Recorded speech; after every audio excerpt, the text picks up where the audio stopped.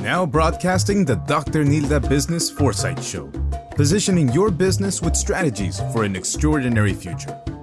Dr. Nilda features expert guests from diverse backgrounds to bring you their stories and strategies that have helped them reach their success. The diversity in industries gives you that panoramic view from an array of industries. They are innovators, thought leaders, trendsetters, and strategists. Here, Dr. Nilda reveals strategies that will position you to be on the cutting edge and be able to do what you love with the people you like, making the profits you want to live the lifestyle that you have dreamed of. And now, here's your host, Dr. Nilda Perez. We're really excited to have Alisha Bhagat here with us, and she is from Forum for the Future. So she has done amazing work with her company. They're with the food and energy and sustainable futures. So we have all these questions. Welcome, Alisha. How are you? I'm great. How are you? I'm doing really well. I'm very excited to have you here. There's so much to talk about. So when it comes to futures, how can the futures methodology be something that ignites creativity and inspiration? Yeah, great. So I think that one of the challenges of futures techniques is to sort of balance rigorous methodology with creative and inspirational messaging. So some of the most widely sort of consumed future scenarios, I think, exist in the form of fiction and mainstream fiction. So if you see media like Blade Runner or The Handmaid's Tale, these sort of images and visions of the future really stick into people's minds. And then it kind of inspire them to talk about them and take action. The reason why these stories are so compelling is that they have these sort of seeds of truth that are sown into them. So things such as authoritarian regimes, resource scarcity, improved technology, these are things that exist today. And what the author has done is sort of extrapolate outwards onto the future with that. And good projects, in my mind, sort of combine that kind of creativity and resonance with an audience, as well as a strong foundation on research and data. And it's important to point out the role of futures methodology, because looking at something like consumer trends allows us to make predictions, but they will be rooted in current thinking and what consumers are doing right now. Using more creative techniques helps us look at a longer time horizon and see what is possible. So without a well-defined methodology, you're just kind of speculating, and without creative messaging, you're writing reports that nobody's going to read. Right. So because, Alisha, we speak to, very smart business people who are not necessarily, I want to say, up to date or even understand futures. How can this be tangible? Because one of the things that we work with the people that we work with, we want to make futures something that's very tangible so that they can use it every day. It's great to have, the data and all of this information is great, but if they can't actually use it and make it practical for them, that makes it hard. So we're speaking another language. So how can we make it more tangible for the average business owner? I'm sorry, I don't want to use the word average, for the business owner who's a smart. Right. Okay, go ahead. Yeah, I would say that, futures is probably in that particular situation a way to expedite their thinking and their decision making. So that's one use of it. So when they use kind of futures methods, like for example, say they were using scenarios and stress testing their business model against those scenarios, that would be an opportunity for them to kind of strengthen their business and see where it's going using something like visions. Where do they want their business to be, and what do they see that as? If you're in a very traditional business, such as say you are a brick and mortar store, you already know the trends that are out there about the death of retail and what's happening to the industry. So you need to think, what are the options? And I think that using futures helps you think about those options long term rather than just being sort of reactive. And it also helps create sort of create a vision of where you want to go, and help you get there. Okay. I want to challenge your vision, and I want you to explain it better. That's the challenge. I want you to explain that better. I have seen, Alisha, so many businesses and so many business people create these vision boards that after they create it, they put them away, literally like behind their desk or in the closet, and never look at them again. So when we're talking vision, having a vision of the future, what we do is that we teach them how to design the future and to make that something that is not put away, that there is something that they're constantly looking at, that they're constantly testing, that they're constantly challenging, even the vision, even the design that they're making, that they're challenging. Is that a recommendation that you make in your, when you're teaching futures? Yeah, I totally agree. When I say vision, I don't mean something that's static that you would make and put away.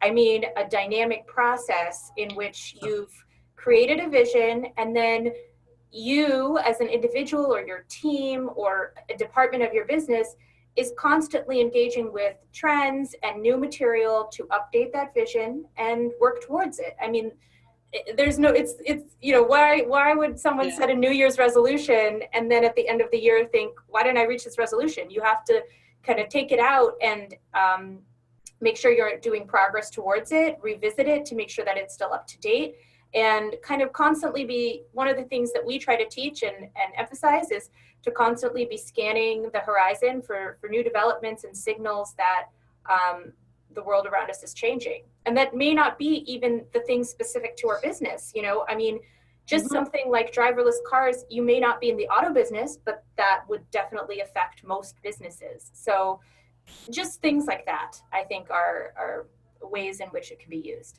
I love that. Awesome. Love it.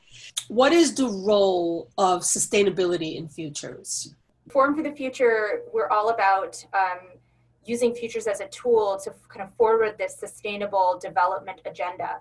And I believe that sustainability is inherently a part of futures. So if you think of the role of futures as a way of creating probable, possible, and preferable futures, sustainability is naturally a part of that preferred future. And I think that a lot of times, it seems very obvious, but I think that what I want to point out is that a lot of people think of the future in terms of technological advancement. And, there's this big focus on tech and, what the latest technology is going to be, how that's going to affect my business.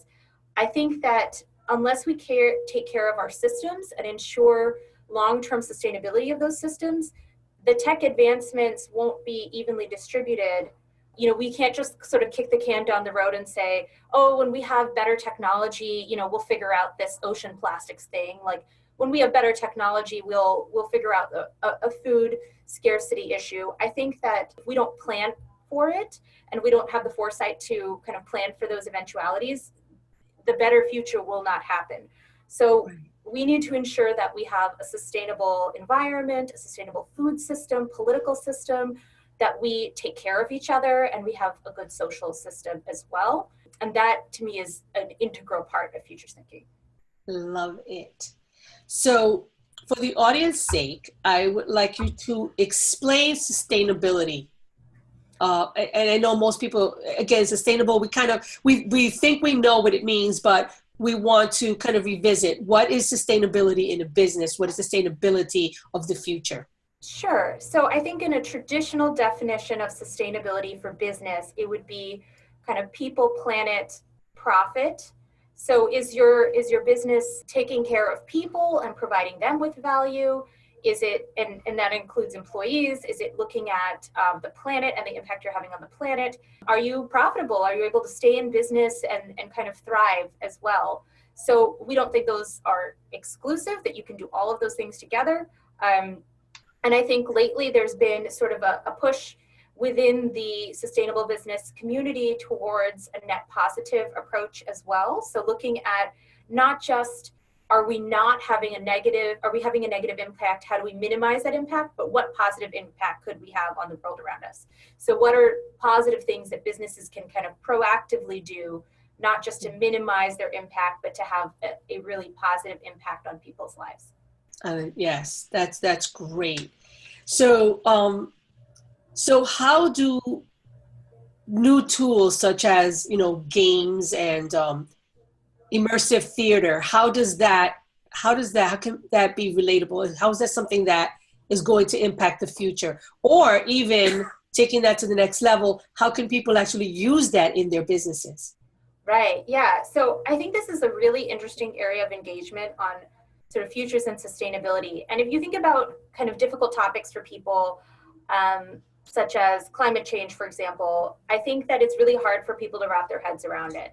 I think things that can take complex issues and make them digestible and interactive for people are really helpful. And I think that there are a lot of new tools out there that are increasingly being used for those purposes. So groups like Games for Change, games that have a social impact and learning component have been around for a while. And wargaming has a long history with futures. So I have, before working at Forum, I worked as a government consultant for the US government and had the opportunity to witness and help with some war games.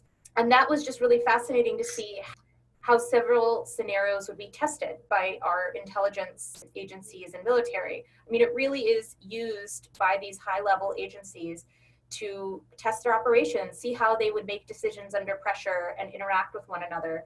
And I think with immersive experiences, people, increasingly want to be active participants in making the future. They don't necessarily want businesses and governments to tell them. They want to be part of it. They want to be involved. Right. And so there's a great opportunity for companies and other organizations to engage people in conversations about the future. And these techniques are kind of an interesting way to do so. You can really reach people in a way that, handing out a report couldn't. Right. I love that. Oh my goodness. So let me ask you, where do they have these immersive theaters? How does the small business tap into that? Is that somewhere that they can go for this kind of information? Sure. So there's all sorts of places. Right. Nesta Future Fest is one that's coming up. It's in London. The World Future Society has a conference that often has provocative panels. And, there's just so much out there in terms of companies innovating around, doing pop-up dinners that are dinners from the future, trying to engage people on, what that might be. We recently had an event that was the dinner plate of the future, kind of like what would be served for dinner in 2040. So I think using these to kind of engage with people and help them think about that too, like that is a great way for a company to engage with consumers as well as, just the general public. Right.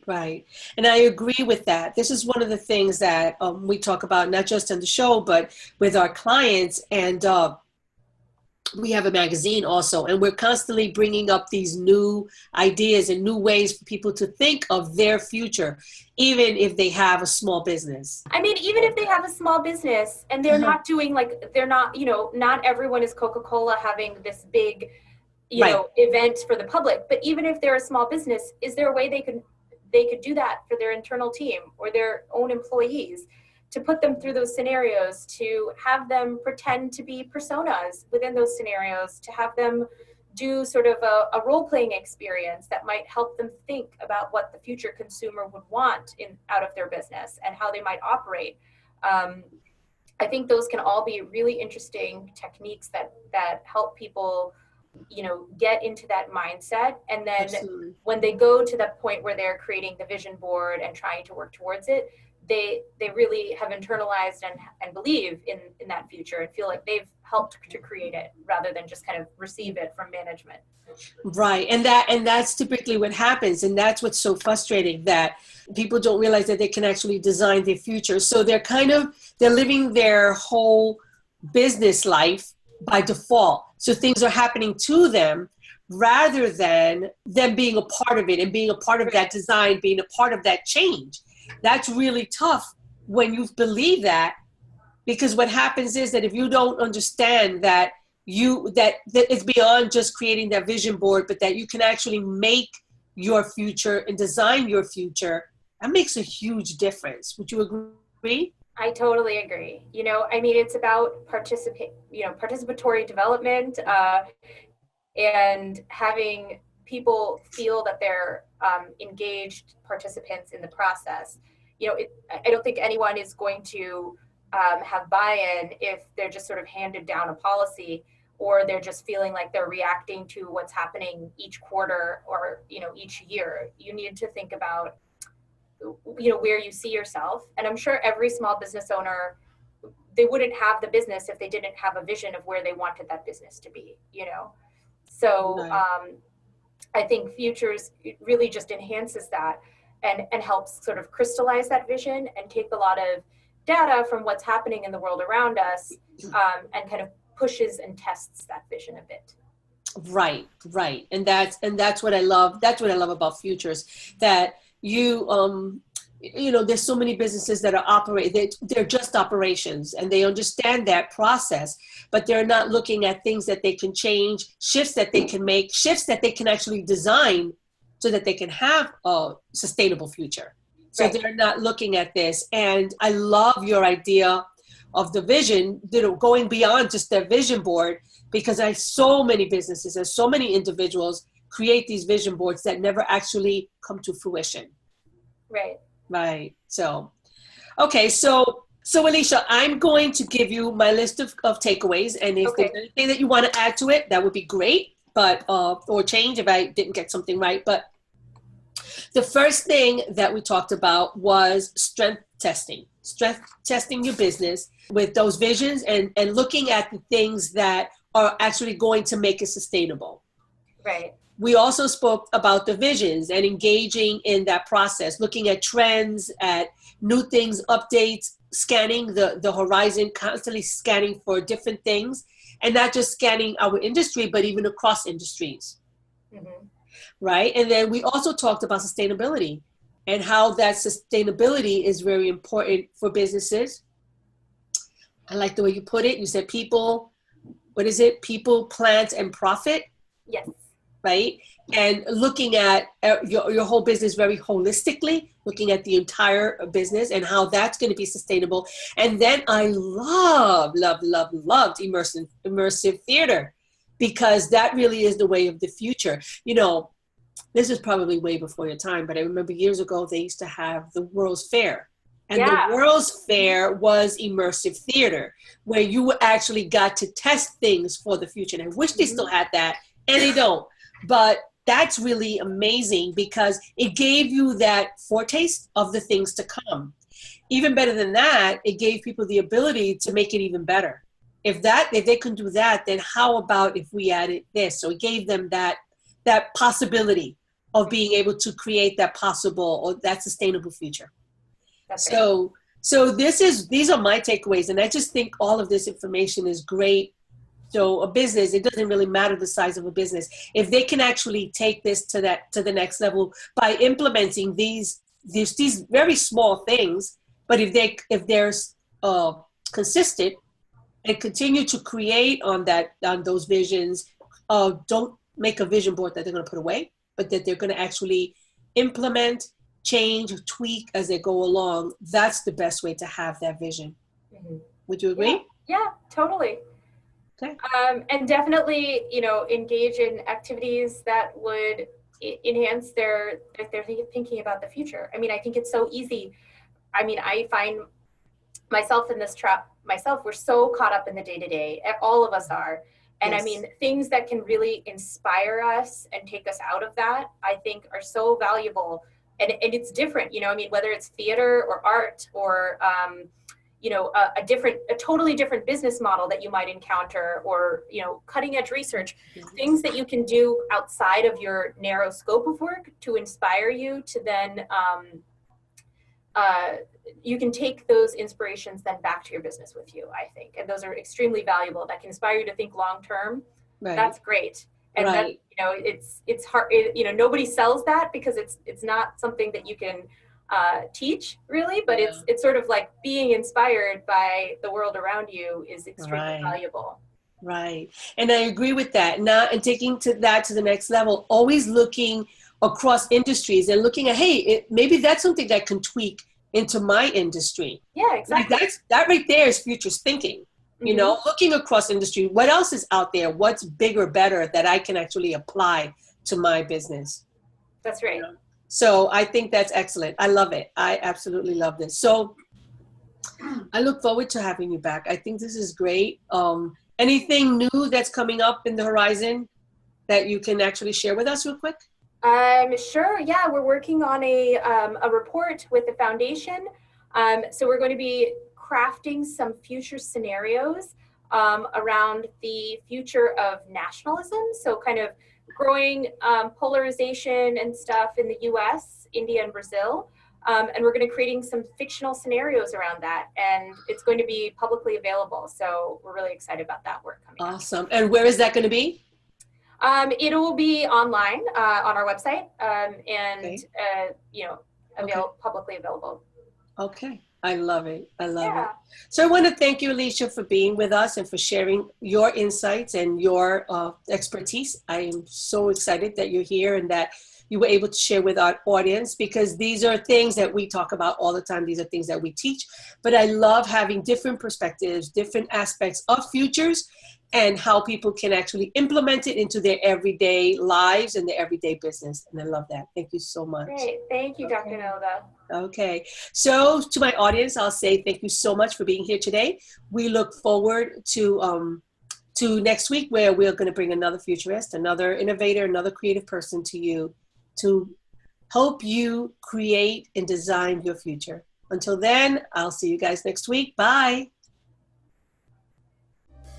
Thank you for listening to the Foresight Strategy Show. You can hear host Dr. Nilda, co-host Rachel with featured guests every Saturday morning at 11 a.m. Eastern Standard Time on Facebook Live or anytime on demand.